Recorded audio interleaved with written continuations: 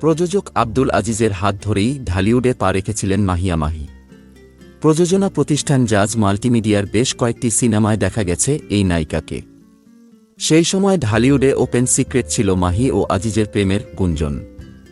বিষয়টিকে গুঞ্জন বলার কারণ দুজনই তখন নিজেদের সম্পর্কের বিষয়টি আড়ালে রাখার চেষ্টা করেছেন, তাই বলে আলোচনা থামাতে পারেননি। সময়ের সঙ্গে সঙ্গে মাহি আজিজ দুজন হেঁটেছেন দুজনের পথে। জাজের সিনেমায় আর কাজ করতে দেখা যায়নি মাহিকে।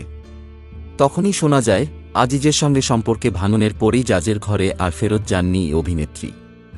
সম্প্রতি এক সাক্ষাৎকারে আব্দুল আজিজ বলেন, মাহিকে আমি 2টা গাড়ি ও একটা ফ্ল্যাট কিনে দিয়েছিলাম। সে যখন জাজের সঙ্গে ছিল তখনই দিয়েছিলাম। এ সময় মাহির সঙ্গে প্রেমের গুঞ্জন সম্পর্কে আজিজ বলেন, তার একটা ব্যক্তিগত জীবন আছে, আমারও সংসার রয়েছে। প্রেমের বিষয়টি সামনে এলে দুজনকেই বিব্রত হতে হয়। এটা অনেক আগের ঘটনা, তাই এ বিষয়ে এখন কেউ প্রশ্ন না করলেই ভালো।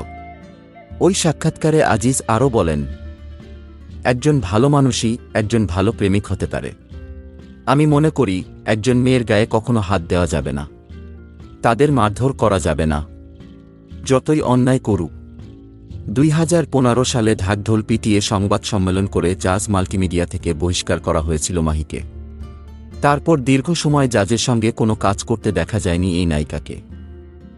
প্রসঙ্গত, চিত্রনায়িকা মাহির ক্যারিয়ারে অন্যতম সফল সিনেমা অগ্নি ও অগ্নি 2, দুটি সিনেমাই নারীকেন্দ্রিক। এগুলোতে মাহিকে দেখা গেছে অ্যাকশন অবতারে। দর্শকের কাছে সিনেমা দুটি ব্যাপক গ্রহণযোগ্যতা পেয়েছিল।